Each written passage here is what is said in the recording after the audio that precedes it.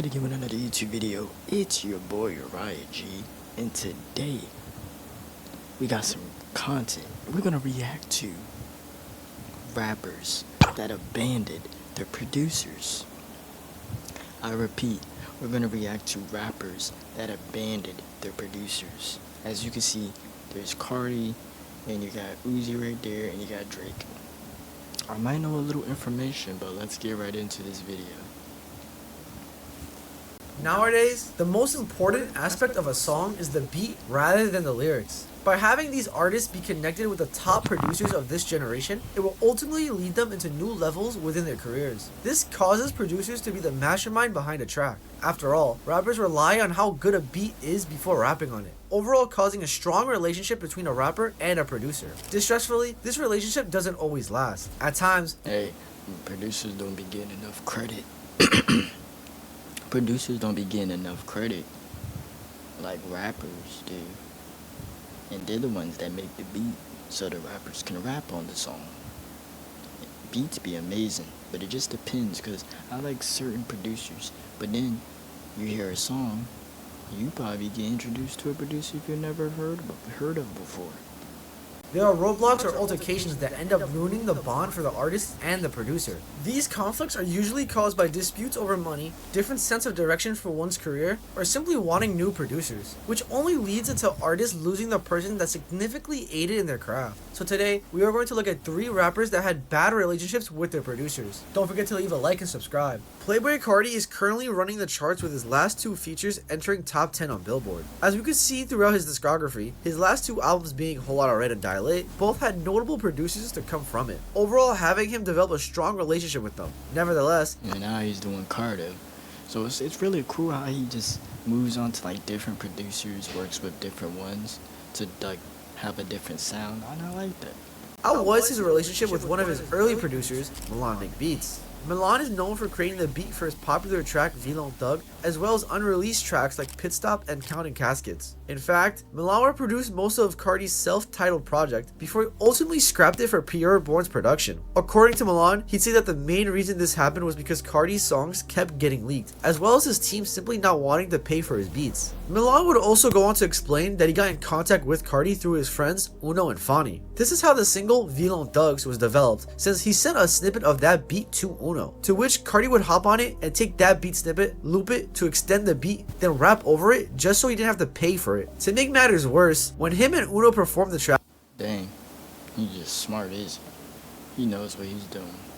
they never provided Milan with any performance royalties. Whenever they're having a V-Loan pop up and they're selling that merchandise, because my song helped with your brand, it's like your brand song, I could be entitled to some of those sales. So if you sold shirts and you performed, I could be entitled to all of the money that I lost out on that you didn't pay me. Once Milan actually locked in with him, Carti continued to execute the same shady tactic just so he didn't have to purchase any beats from Milan. To hopefully prevent this from happening, Milan would put the tag "Purchase your tracks today" within the snippet of his beats. However, this wouldn't stop Carti from still looping and rapping over these instrumentals. The problem would increase when Playboi Carti's A&R named Dash would hit him Milan so they could I've heard that. Posting your tracks today, I've heard that before. sent over documents regarding Carti's self-titled tape. Despite this, he never received any documents referring to the usage of his beats. Then Milan immediately noticed that Playboi Carti's team wanted him to send the full beats before sending back any documents or payments for his production, thus causing Milan to be put in a very shady situation since he wouldn't be receiving any endorsements for his beats. After all, Milan was an up-and-coming producer chasing his dreams whilst in college. Playboi Carti being scummy to just take his beats would only prevent him from reaching new heights within his career, which is why Milan would post screenshots of him texting Carti saying, "You rapped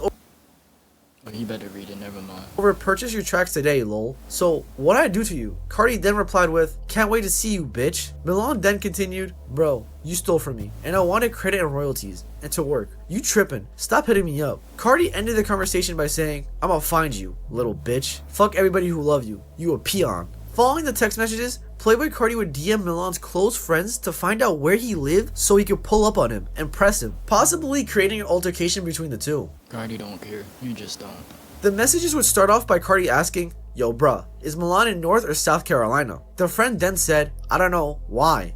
"I don't know about that dude." Carti then said, "I'll pay you. Find out where he at. Call me." The friend continued by saying, "Bro, That's hella sus. I ain't gonna tell you his info. Cardi then stated, fuck you, I'ma find you. The friend then replied, like hell you will, bitch. I ain't afraid to whoop your bitch ass and take that fake ass tech deck chain. Cardi threatened Milan's friend by elaborating, you a I ain't never seen these messages before.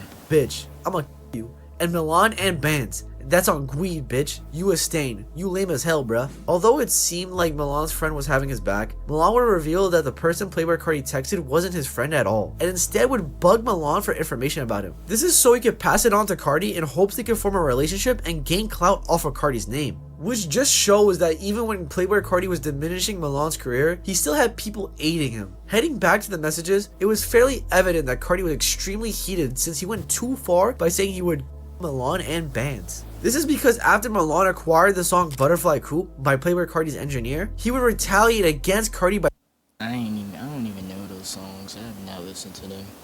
leaking it, as well as adding a young Bands feature, who he was beefing with at the time. Obviously, Playboi Carti would get tight at Milan since a track of his got leaked and was given an unwanted feature, causing him to DM Milan. Milan then posted the text messages between him and Carti that stated, you a bitch. I can't wait to catch y'all slipping. Don't drop shit with me on your shit. On everything, I'll fight you. I will have bros at your house today, try me. I'm in the UK. I'm bored. I will gladly set your ass up. Fuck you and young Bands, pussy. Dude, you've been stealing my beats and stealing my sound. I haven't done shit to your ass, but make beats you stole. I don't give a fuck about how you feel. It's a damn song. What the fuck have I done to you? You stole beats and running with the sound. Milan would clarify in a video that this is where it seemed as if Carti let the clout get to his head, since he thought he would receive these beats for free. Now, knowing he can't That dang cuss and they mad.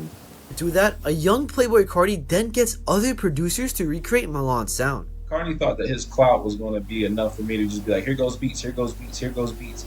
And that wasn't it. So what he ends up doing is get other producers to basically recreate my sound and put that out there and re-record these songs. Milan would also go on to claim how Carti sneak dissed him on the track Flex off his self-titled mixtape. Another song, he drops a bar talking about, yeah, I'm taking your shit, you college kid. I mean, at the time I was in college, and I'm the one Wow, dang. sending the beats, and he was taking my stuff, and I was exposing it before. Following this, in April 2017, Milan took to Twitter to post a picture of Carti blocking him, alongside the caption saying how all he asked was for fair compensation and credit. Playboi Carti then doubled down on the situation when screenshots of him clarifying how he doesn't do anything shady came out. As the following reads, I rap on Pierre beats. So the old producer is sick. I promise. I don't do janky business. They're trying to get clout. He then continued, bruh, Blood mad because I stopped rapping on his beats. I don't owe him shit. I don't steal beats. Bro, it's crazy because I can't even defend myself because these dudes ain't worth it. If I stole a beat, I'll tell that pussy dude. Pierre born rich as fuck. That's all I need. I'd like to mention that Carti mentioning Pierre here is also fairly ironic because he would do him dirty later down the line. But that's a story for another day. Carti then went on to clarify how he doesn't owe I thought they were gonna talk about that Pierre Bourne, but the Milan dude, I don't even know about him. I'm learning about this. Okay. Milan anything, and that he doesn't steal beats. This was fairly strange, since Playboi Carti went on to delete the song Vlone Thugs, which had Milan's production on it, ultimately depicting how Carti probably did steal Milan's beat, and was just trying to hide the proof that he did by deleting it. Now, as many of you might be thinking, why couldn't Milan plainly sue Carti for robbing his beats? Unfortunately, A good question is, how do I... Shut up, man. I don't care. over his antics, especially since he was only a college student at the time, so he had to utilize his money for other important things like paying for classes, bills, and everyday expenses. Adding to the fact that he was an underground producer, he definitely couldn't pay for all these tolls. At this point, it's pretty clear that Carti had bad intentions when it came to Milan, by stealing his beats and money, which limited his chances of reaching a mainstream level. With all that being said, I decided to actually hit up Milan to see if he would provide any I mean, it really doesn't matter. I mean, we all use we use type beats. I mean, I use type beats. more information regarding the whole situation. He'd begin by telling me that Carti did in fact work with Pierre more after leaving him. On top of this, Carti would go on to DM him saying that he has Pierre now. Milan then went on to say how Carti removing him off of self-titled truly halted his career. However, even if that version of the project was released, it would have been extremely poor quality since Carti was stealing his beats. So regardless, that tape had to be re-recorded to maintain Carti's hype. When I asked Milan would Carti's team ever work with him again if he made a new sound, he simply stated that if it's profitable to them, he doesn't see why not, which truly shows where Carti and his team heads are at. Finally, Milan wanted to inform producers on how to avoid something like this by saying, work with artists that are on the same page as you, and understand it's still a business working together when it reaches a certain level. Protect your craft and educate yourself on how to avoid pitfalls in this industry. To best wrap up Playboi Carti's story with Milan, this is simply how it is being in the underground scene. There are multiple occasions where you get scammed or treated poorly as a producer within the underground, which is completely unfair, but since a lot of these artists don't have enough money whilst in the underground, they have to do shady tactics in order to build out their careers. Overall, resulting in the artist having more power than the producer due to them needing the beat and can easily just take it from you, which can be seen throughout this whole situation. The year is 2015, and a young Don Pashal, better known as DP Beats, has recently ran into Philadelphia superstar Lil Uzi Vert. Although they met multiple times before, this was the moment where they clicked up. For starters, Uzi would ask DP why he hasn't sent them any beats. DP would respond with, I've been sending them to DJ Drama, who recently signed Lil Uzi Vert. Uzi would tell DP that DJ Drama hasn't given them anything and provided DP with their number, thus leading into the two creating their first big hit called 7am, which was on Uzi's Love Is Rage mixtape. This Which is not a bad song. track hit insane numbers, with it being one of the highlights on the tape. They then went on to create more hits like Finessing Hearts, I Can Drive, and Ready Set Go. Sadly, the relationship wouldn't last long because Uzi and DP's last official song together would be released in February 2017 on Love Is Rage 1.5. However, why was YSL their last official collaboration? So I did some digging I to know that song too, but that was before. That was like what, 2016, before Love Is Rage 2 came out. I remember that Love Is Rage 1.5 on SoundCloud. uncover that exact question. To paint the picture around the situation, it began sometime in 2019, and Uzi has been facing label issues which has caused major delays to their next studio project, Eternal Atake. This would be due to their horrible contract that didn't let them drop. Cardi and Uzi, man, bro, their music be getting leaked too. They be going through label issues, music getting leaked. And not earn money from their music, which ultimately led them to retiring from music. Despite dealing with all these problems, on DP's side of the story, to him, he felt as if Uzi began to sidelight him, since they haven't been asking for any more of his beats. This caused him to ask Uzi to drop multiple times. Nonetheless, you can only beg someone so many times, which is why eventually DP started to believe Uzi was being fake towards him. Due to him thinking this, he would unfollow Uzi on Instagram. Following this, a fan would comment underneath one of his Insta posts saying, "You're getting mad at Uzi for not answering you and not dropping. You ever think he ain't answering because all you're doing is asking him to drop music? Clearly, he's off of that right now. You as a day one gotta ask how he's doing. Help him out instead of asking him to do what he ain't trying to do right now. Support him, fam." DP then responded by saying, "Fuck you and him, dick sucker." He turned on all his day ones. Ask DJ Diamond Cuts. The mentioning of DJ Diamond Cuts is significant since they were the one that helped Uzi first boost their career. Their relationship didn't last long either since Uzi seemed to I'm not talking very much because this is getting interesting.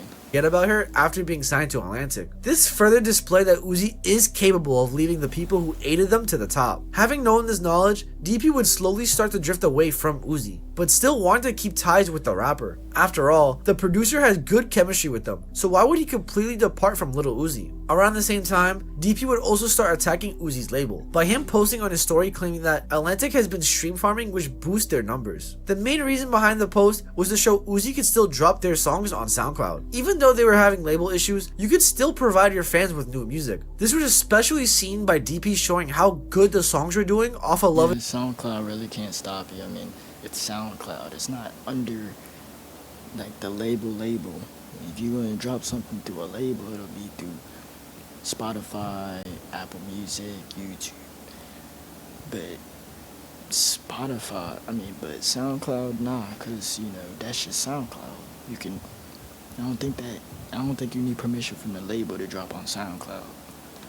Was Rage 1.5 before Uzi got signed. A month later, DJ Drama announced that Lil Uzi Vert is allowed to drop their sophomore studio album, Eternal Atake, anytime they want. Although this is a bit of speculation, it seemed that DP saw this and wasn't entirely convinced that Atlantic was preventing them from dropping, thus adding more fuel to the fire. This eventually led to a fan texting him if he truly has beef with Uzi in June 2018. In the messages, DP stated, "We don't. He just a hoe, and he gotta box me when he see me. Uzi and I just gotta get the brotherly boxing match out the way. Then we back to normal. Like when YG and Mustard had a box." What's up with these rappers getting mad at these producers? And these producers get, yo, I don't know, man. It's just too much with these producers and rappers. They over here falling out.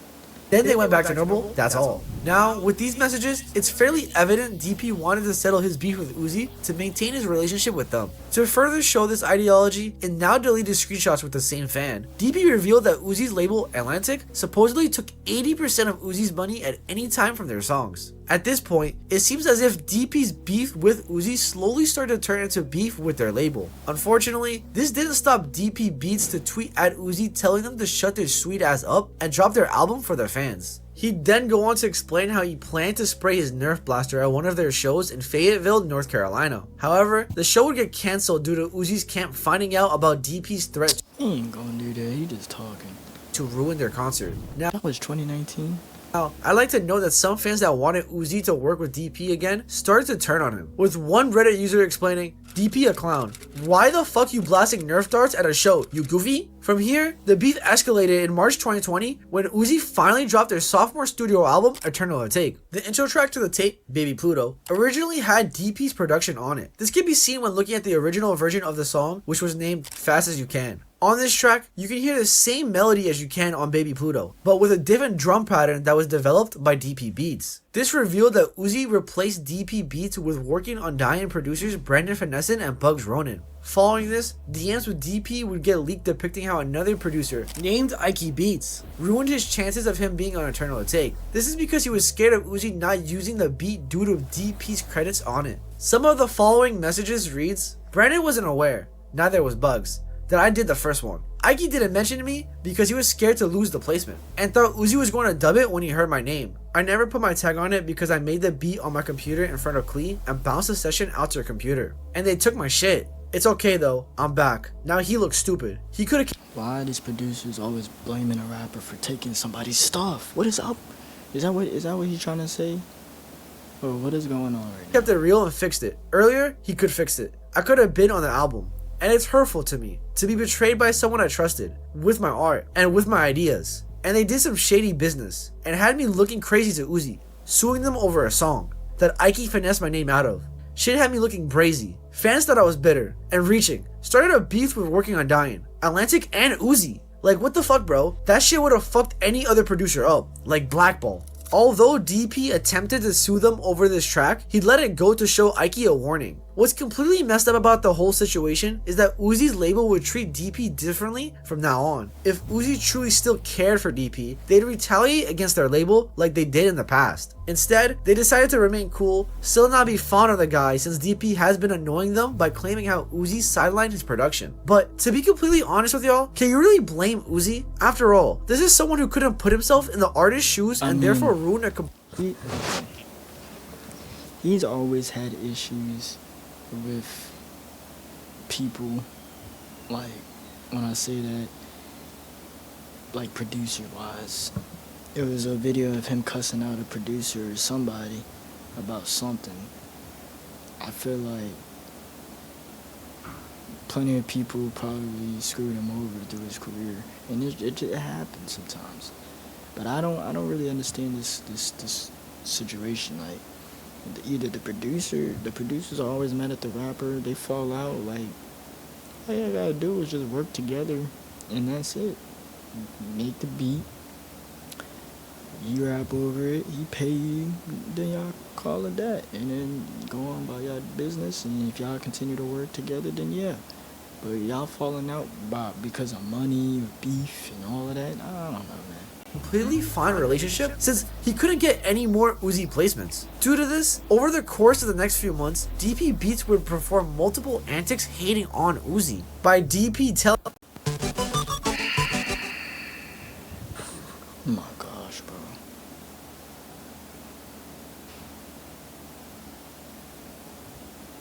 Let me tell you about Oh, I didn't know there was another ad.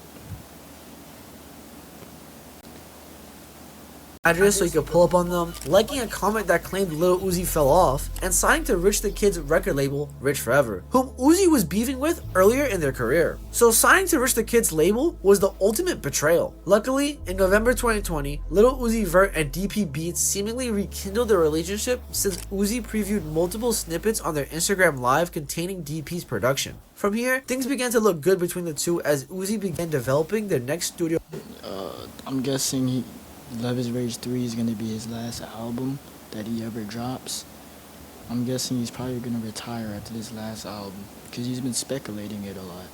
Album Pink Tape, where DP Beats would be seen working with Uzi. In fact, a fan messaged DP asking if the fans are going to receive a track that night. They'd also go on to ask if they're going to get Grail snippets for the songs like Swap That and CD My Wrist. Although the relationship was starting to become healthy, a year later in 2022, DP would comment under Kick streamer Aiden Ross asking him to tell Uzi to put him on Pink Tape. This was extremely odd since just a year prior, he was seen working with the rapper. So what exactly happened behind the scenes, we don't really know. However, what we do know is that DP and Uzi's relationship seems stable at this point, but Uzi continued not working with him. This could be seen when fans began asking him if he has unreleased Uzi songs whilst on Instagram Live, to which he began crashing out. Swear to God, one of y'all niggas say something else about Uzi, bro, I'm ending my fucking live, bro.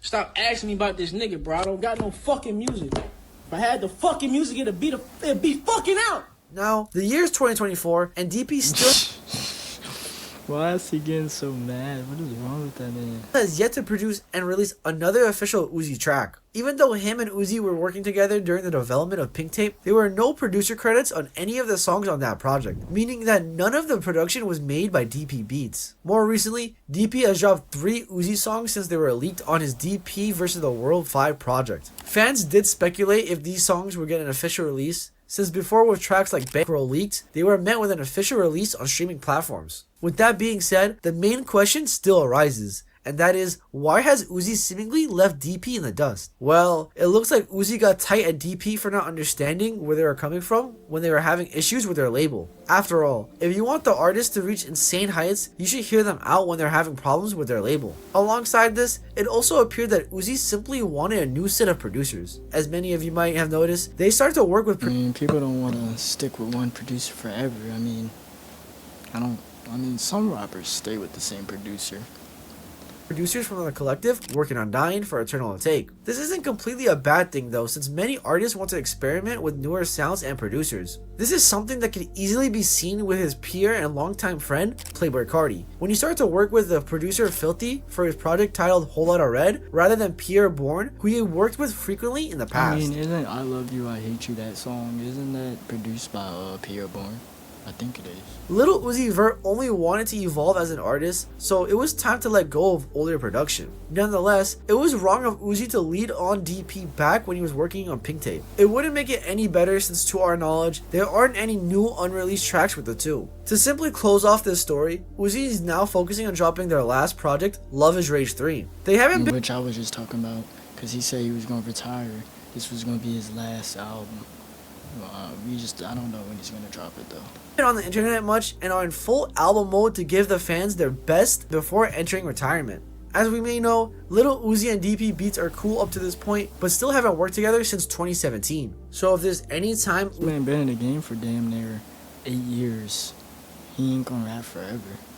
Uzi could set aside their differences and work with DP Beats once again, it's now. Atlanta, Georgia is home to many well-known producers like Southside, TM88, Sunny Digital, Little 88, and most notably, Metro Boomin. When Metro was 22 years old, he'd already made a name for himself by working with hit artists like Lil Uzi Vert, Young Thug, Travis Scott, and his longtime friend, Future. In fact, up to this point within their careers, Metro and Future would have multiple hit songs together like Thought It Was a Drought, I Won, and Where You At featuring Drake, which peaked at a number 28 spot on Billboard, marking Future's first top— Yeah, Metro, he wasn't getting much credit back then compared to how big he is now.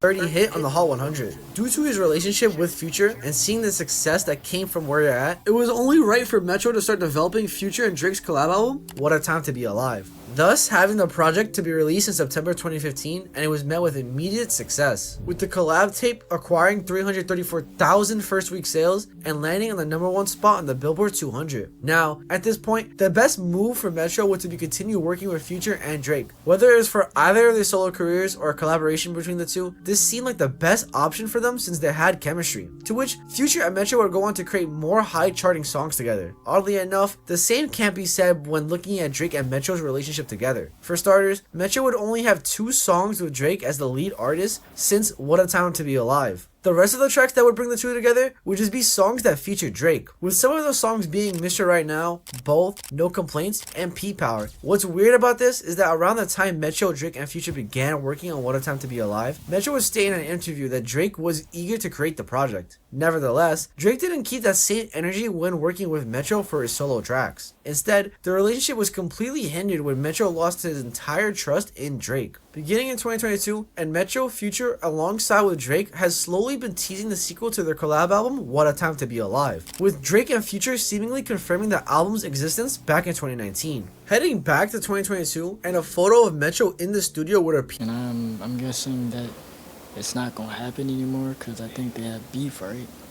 Here on his story, with Drake posting himself at a similar location shortly after. However, when it reached October of that year, the music video for Jimmy Cooks would drop, with it announcing that Drake and 21 Savage collab tape named Her Loss is set to drop on October 28th, 2022. The tape eventually got delayed to early November due to one of the producers getting COVID. Although this is pure speculation, this album dropping is what was detrimental to Metro, since to him, he believed that the next collab project Drake was going to release was What a Time to Be Alive 2. He didn't seem informed that Drake was going to drop a completely different tape with 21 Savage. Due to this, Future and Metro felt as if Drake was trying to silence them from reaching an even higher level within their careers. After all, why develop a whole album over the span of several years to only scrap it? Not only this, it was pretty much guaranteed a #1 album on Billboard. Funnily enough, Metro would still be featured on Her Loss with the track More M's. This situation escalated for Metro because not only did Drake switch up on him and Future, he also still used his production. Luckily for Metro, he had a plan to clap back at the Canadian superstar. Around the time Her Loss dropped, Metro began prepping to release his album Heroes and Villains. When the project dropped in December, fans were quick to notice that Metro had every huge artist within the I only like one song on that album, the Creeping song. I think that's the most popular song that is on the album anyway. But yeah, it's my favorite one. Other than Drake on his album. Shortly after the album's release, a version of one of the songs titled Trance leaked online with an unreleased Drake verse, ultimately having numerous fans wonder why Metro removed his verse off the album. Metro would soon later clarify how he made the decision to take him off the song in an interview. He heard that one and really wanted to get on it, but like I was letting him know that it was really just done for real. Just even with like Slime verse and Trav verse and the outro, it just really wasn't no room. It just wasn't no room. It wasn't no person. It just wasn't no room. So. Even though Metro seemed to provide his honest opinion by not adding another verse to Trance, he still had the option to drop the verse as a remix. This would never come into fruition since Drake had other plans. See, while this was happening, fans were really questioning why wouldn't Metro release a Trance remix featuring Drake. At the end of the day, if he did, it would only be beneficial towards both of their careers. This is where people began to theorize that Drake intentionally leaked the track since Metro removed him off Heroes and Villains. Nonetheless, Drake has shown in the past that he is capable of leaking songs if you do him dirty. This can be seen with the situation between him and Fetty Wap, where Fetty asked Drake to hop on the remix to My Way and remove his verse since the track was originally his friend's. This caused Drake to feel disrespected and allegedly leaked the song himself by posting it on his SoundCloud. Drake or someone on his team were the only ones who could have posted the single since Drake's camp is overly protective of his music, overall making it harder for leakers to acquire his songs. Returning to Drake's beef with the Atlanta producer, Metro would then respond to Drake by beating him at his own game. This is because Metro would post the OG version of Knife Talk on Twitter in the beginning of 2023. This version of the track didn't have Drake on it, which potentially shows how he doesn't need Drake. On top of this, the song was originally intended to be on Savage Mode 2 by 21 Savage and Metro Boomin, but instead Metro gave the track to Drake so he could put it on his tape named Certified Lover Loverboy. If that wasn't enough, Metro would then be caught liking tweets talking about he made the right decision, leaving Drake's verse off trance. Following this, their beef would seemingly cool down until December 2023, where Metro stated how Her Loss didn't deserve Rap Album of the Year at the Grammys in a now deleted tweet that reads, "Her Loss still keeps winning Rap Album of the Year over Heroes and Villains. Proof that award shows are just politics and not for me. I don't care about awards, honestly. The true award and reward is knowing that the music I spend so much time on brings joy to people's everyday lives." Although this is clearly petty of A humble response. Metro to declare, it didn't stop Drake from responding to Metro on his Kick stream. To the rest of you, the non-believers, the underachievers, the tweet and deleter. It is that easy.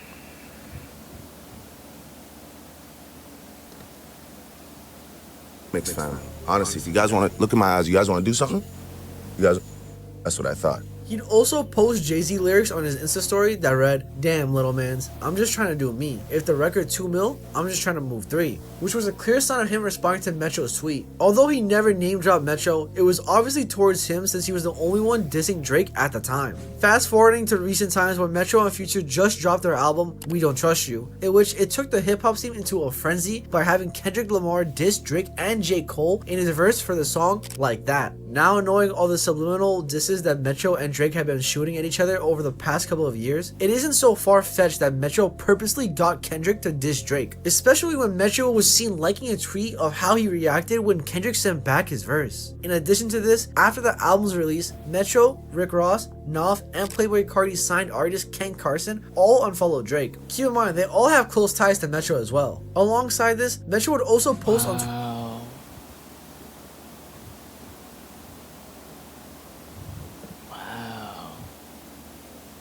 Twitter before the release of his album saying, "Once you pick a side, stay there." Although this could easily just be promotion for the album since trust is the theme of the project, but it could also mean for people to choose his and Future's side or Drake's side. Whilst Metro was attacking the Diamond Record artist, Drake was in a club in Miami looking at the many messages on how he got dissed by Kendrick. So far, Drake has only responded to Metro and Kendrick with an Instagram post alongside the caption reading, "They'd rather go to war with me than admit their own worst enemy." He'd also go on to give a speech subliminally responding to the disses. I'm gonna let you know how I'm feeling. Listen, I got my fucking head up. I want you to know that Drake's the GOAT.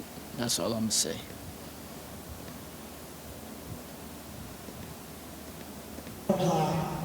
My back straight. I'm 10 fucking toes down in Florida or anywhere else I go. And I know that no matter what, it's not a nigga on this earth that can ever fuck with me in my life.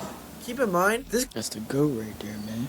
could just mean nothing, but due to everything happening, I don't think it's a coincidence that Drake would act like this. One last thing I'd like to mention is that Metro would clear the air between Future and Drake since many believe that they were beefing as well. However, it seems like Metro was only replying to the fan theory being an insane stretch, as well as Metro announcing that all his socials were hacked following the release of We Don't Trust You, meaning that any tweet made by Metro wasn't by him. Metro would claim that this all started by him getting random phone calls, to which fans noticed that all those phone calls came from Canada, thus causing people to believe that Drake probably made a boss call. However, this is just purely speculation. Although this could probably be true since Metro decided to double down on telling people to choose a side. But I'm gonna leave this up to you guys' interpretation. Now, it is evident that Drake and Metro have issues with one another. Sadly, we may never really know if their beef is deeper than their egos clashing amongst one another. After all, Metro hasn't willingly collabed with Drake since producing for Young Thug's album Business is Business, in which the two only dealt with the distaste for each other as a sign of respect towards Thugger since he is currently facing RICO charges.